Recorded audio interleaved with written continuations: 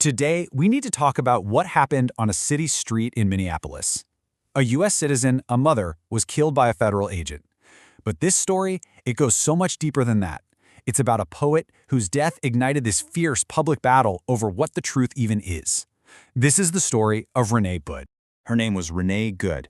She was 37 years old, and it is so important that we start right there, with her name, with her, before we get into anything else. You know, her dad remembered her as warm and witty, bubbly.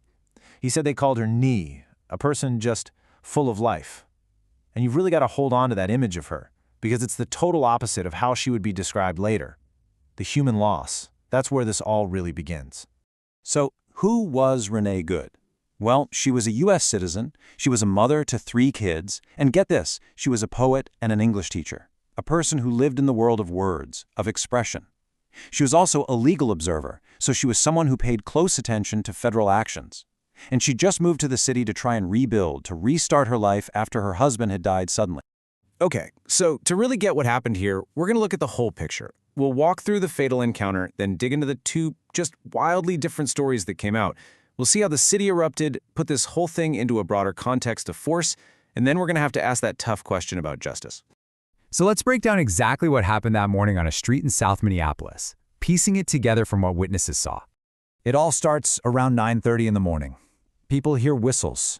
It's like a neighborhood alarm system that ICE is around. All of a sudden, Renée Goud's car is just boxed in, surrounded by unmarked federal vehicles. An agent gets out, tries to yank her door open, and in what must have been just a moment of pure panic, she puts her car in reverse, then drive. And that's when witnesses heard shots. Her car just rolled a few more feet and then crashed. It was all over in a matter of seconds. And almost immediately, instantly, 2 completely separate realities started to form around what just went down. The official line from the Department of Homeland Security was, well, it was staggering. They called what this poet, this mother of 3, did an act of domestic terrorism. The official story was that she tried to run the agents over. A mother who had just dropped her kid off at school was branded a terrorist. Just let that sink in. But the local officials, the people who actually saw the video of the incident, they were not having it.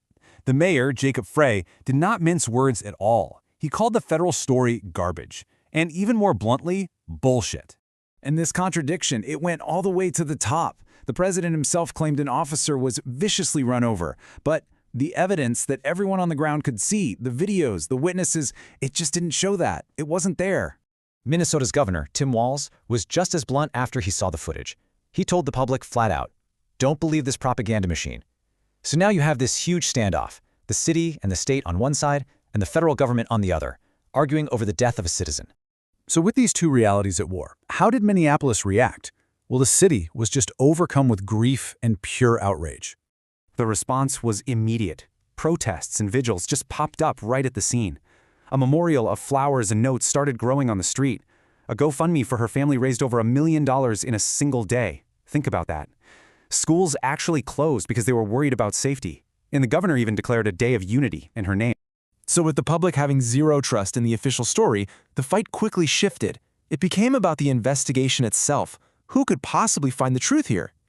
Okay, so at first, the plan was for a joint investigation. The state's own investigators working alongside the FBI. That's pretty standard. But then, the FBI did a complete 180. They took over. Exclusive control. The state investigators were completely cut out. And that move, it just destroyed any remaining public trust. Governor Walz basically said what everyone was thinking.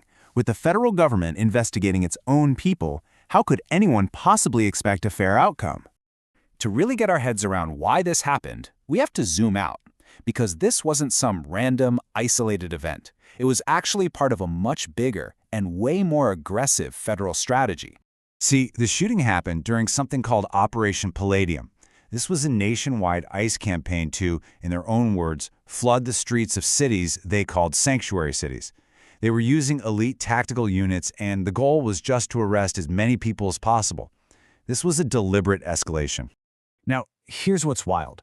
According to ICE's own handbook, their own rules, any force has to be objectively reasonable and necessary. But when you put that rulebook next to the reality of Operation Palladium and what happened to Renée Goud, You see this huge chasm between the rules on paper and what was happening on the streets. And Renée Goud's case was not some fluke. In just the 4 months leading up to her death, federal officers had already fired their guns at 9 other people who were inside their cars. A really clear and really troubling pattern was taking shape. In fact, if you look at the reporting, there was a whole string of fatal shootings by federal immigration agents just in the months before this. A father in Chicago, a man in Texas, another man in Los Angeles. Each one a tragedy, but when you put them all together, you see a really disturbing picture. And this pattern, it all leads to this final and maybe the toughest question of all, accountability. This quote from a legal scholar, it just nails the problem. When a local cop uses excessive force, there's a path for justice. It's hard, but it's there. But when it's a federal agent, that path is often just gone. The courthouse doors, as he says, are bolted shut. And so that's where we're left, with a mother, a poet, killed on a city street, and a system that feels like it's designed to stop anyone from getting answers. The real question isn't just about what happened to Renée Goud. It's about what happens to all of us when federal agents use lethal force. Who holds them accountable?